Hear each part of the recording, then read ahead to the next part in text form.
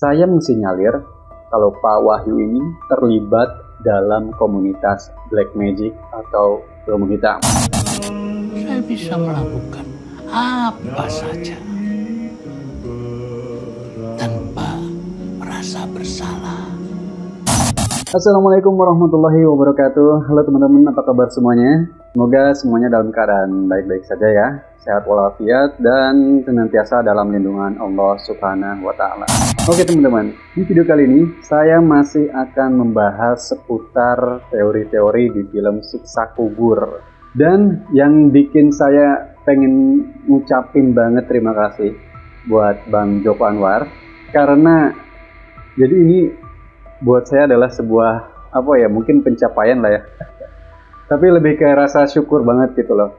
Jadi karya yang kemarin saya bikin, yaitu tentang penelusuran ke terowongan Ismail nih, yang sekarang udah terkenalnya dengan terowongan Ismail atau terowongan Juliana di Kaliputang, Pangandaran. Videonya di-upload oleh Bang Joko Anwar di akun Instagram dan akun Twitter, teman-teman. Terima kasih sekali lagi buat Bang Joko Anwar, semoga sukses selalu dan filmnya makin keren-keren lagi ya ke depannya.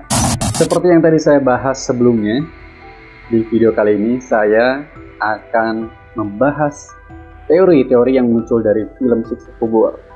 Dan ini adalah teori yang sangat penting sekali, karena saya akan membahas teori tentang karakter Pak Wahyu. So stay tuned because I'll be right back. Kamu percaya agama kita? Kenapa Pak Wahyu nanya gitu? Saya bisa melakukan apa saja tanpa merasa bersalah. Oke, saya akan membahas tentang karakter Pak Wahyu yang diperankan oleh Slamet Raharjo. Karakter Wahyu atau Ilham ya pada film Siksa Kubur ini adalah karakter yang menurut saya cukup misterius. Kenapa? Karena dalam film ini juga dia sudah mempunyai dua nama yang berbeda, yaitu Ilham ketika dia disebutkan sebagai salah satu donatur ataupun orang baik, orang dermawan di pondok pesantren yang Sita dan Adil tempati ini. Selain itu juga pada saat karakter Adil dan Sita dewasa, Pak Wahyu atau Pak Ilham ini ternyata dia salah satu penghuni dari panti jompo misterius. Oke, teori yang saya munculkan adalah saya mensinyalir kalau Pak Wahyu ini terlibat dalam komunitas Black Magic atau ilmu hitam. Dan kita sering banget mengenal komunitas ini kalau dalam Joko Anwar Universe itu adalah komunitas Hero Sase. Kenapa saya bilang komunitas Hero Sase? Karena sebelumnya Joko Anwar juga di interviewnya pernah bilang kalau misalnya ada sebuah sekte penyembah makhluk supranatural gitu atau pengabdi setan gitu yang diberi nama sekte Hero Sase. Tapi koreksi kalau saya salah ya. Pertanyaannya adalah dari mana petunjuknya? Oke, ini menarik banget. Mungkin beberapa teman-teman yang sudah nonton filmnya saat karakter Wahyu ini muncul, kira-kira ada easter egg-nya nggak ya? Biasanya dalam film-film Joko Anwar itu kan pasti ada easter egg-nya. Nah, saya menemukan sebuah easter egg, yaitu pada saat Wahyu pada saat Wahyu akan bunuh diri. Ketika dia mengambil pistolnya dari lacinya, sebelumnya dia kan merekam dari handphonenya kan, lalu dia membuka laci dan mengambil pistol. Di bawah pistolnya tersebut ada sebuah majalah. Kalau nggak salah majalah akhir zaman atau apa, saya lupa lagi. Dan ada sebuah teks, subteks ya, berjudul Teror Begu Ganjang. Tadinya saya mau mengulas ini majalah apa, tapi sudah saya bahas di sebelumnya. Ini adalah majalah maya dan sudah diaminkan juga, sudah diiyakan oleh Joko Anwar. Tapi saya tertarik dengan teori teror begu ganjang. Lalu saya penasaran dan saya coba cari tahu apa sih begu ganjang.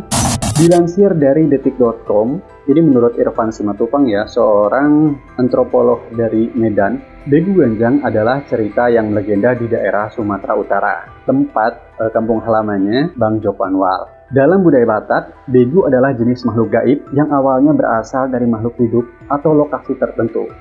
Manusia yang hidup memiliki dua zat, yakni fisik atau jasad, atau dalam bahasa Batak disebut pamatan, dan ruh atau yang dalam bahasa Bataknya disebut tonding. Ketika manusia mati, maka tondingnya dipercayai berubah menjadi begu. Begu ini akan pergi menuju suatu tempat, yaitu parbeguan, atau suatu tempat gaib, di mana berkumpul begu-begu orang yang sudah meninggal sebelumnya. Masih menurut kepercayaan suku Batak, jika laki-laki yang mati, maka tondingnya akan tetap berada di sekitar jasadnya sampai 11 hari. Sedangkan untuk perempuan ada 9 hari. Oke, itu adalah arti dari begu. Sementara arti untuk ganjang dalam bahasa Batak itu artinya panjang. Jadi, begu ganjang ialah makhluk halus yang perawakannya tinggi, besar, hitam, dan wujudnya pun tidak kelihatan. Tapi, kalau kita melihat dari fenomena kepercayaan sebagian masyarakat, begu ganjang ini seperti sejenis makhluk gaib yang bisa dipelihara dan dimanfaatkan oleh manusia seperti layaknya tuyul ya, atau seperti layaknya orang yang memelihara tuyul.